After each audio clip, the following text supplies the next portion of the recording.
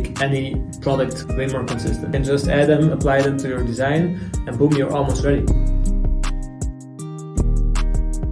So design systems are basically a set of components that make any product way more consistent. You have, for example, colors in there, fonts in there, but also specific components like buttons. Why are the colors and the fonts so important? You would think, okay, we have the color red, and it's always red.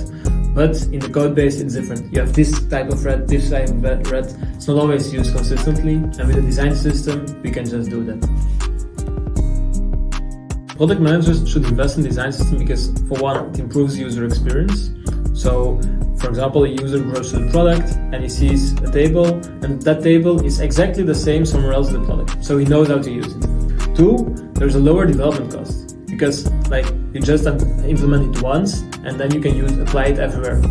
And three, of course, faster cycle times. So you can develop way faster.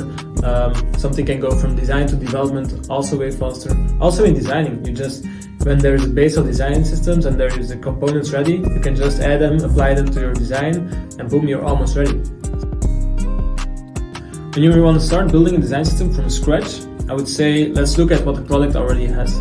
Let's go and check, okay, first of all you have to decide every color. It has to have a light version, a dark version, a text version.